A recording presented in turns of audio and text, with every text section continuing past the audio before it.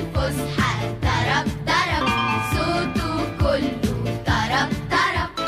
السلام عليكم ورحمة الله وبركاته. ازيكم يا حبايبي؟ عاملين ايه؟ يا رب دايما تبقوا بخير واحسن حال. اهلا بيكم في فيديو جديد، واهلا بكل الناس الجميله اللي اشتركت معايا في القناه. نورتوني. النهارده الفيديو بتاعنا حلو قوي.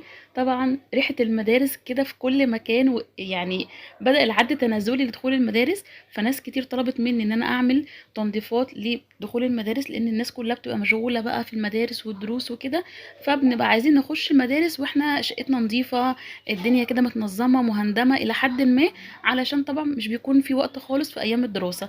فالنهارده الفيديو بتاعنا حلو قوي، هيشجعكم ويحمسكم تخلصوا كل حاجه وراكم. يلا كده نسمي بالله ونبدا. اول حاجه عملتها معاكم فرشت كده السرير بالمفرش الحلو ده. جربت بقى بريكس دوت في المسيح، بجد تحفه، ريحه ولمعان للسيراميك، وبجد تحفه جدا.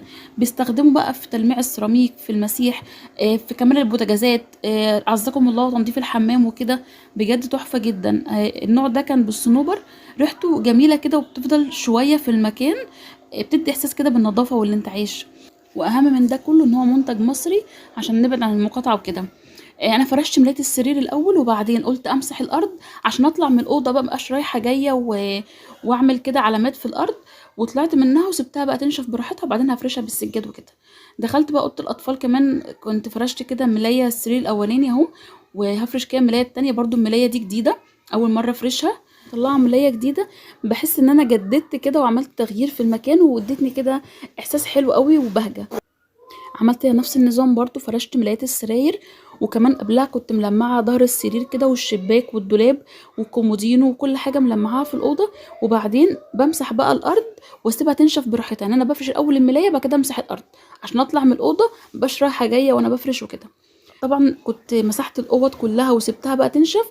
طلعت كده على الطرقه وبرضو اديت لها مسحه كده حلوه، بحيث ان انا ارجع لاول اوضه مسحتها افرشها، وابدا كده بالترتيب اكون كمان الطرقه نشفت. اليوم ده بقى كانت الجيوب الانفيه عاملاها معايا ومخليه الضغط ضايع خالص. حسيت ان انا في دنيا غير الدنيا، انا مش فاهمه حاجه من اللي بتحصل، زي ما يكون بجد في حاجه حصلت لي كده نزلت على دماغي. انا لا شايفه ولا فاهمه ولا سامعه، مش عارف، مش مركزه خالص. فدخلت عملت كده المج دوت قهوه باللبن، قلت كده تفوقني شويه وتديني طاقه، لاني كنت حاسه ان انا مهبطه جدا ومهمده ومش قادره ان انا اكمل بصراحه. وكمان اليوم ده كان الجو حر قوي فيه، عملت كده كوبايه القهوه باللبن دي. وكمان طلعت مج كده جديد حلو، كان جاي لي هديه عليه شكل قلب كده وشكله مبهج كده. فكنت شغاله بقى كده في المطبخ وانا جنبي كده القهوه باللبن بشرب منها. بخلي بس المطبخ كده في الاخر، بحيث ان انا اكون اي حاجه في الاوض لميتها في المطبخ، مثلا ازايز بقى، كوبايات، اي حاجه كده بروح موديها المطبخ. وغاسله بقى المواعين كلها في الاخر، وملمعه كده الدنيا البوتاجاز ومسحه الارض وفرشه المطبخ وخلاص.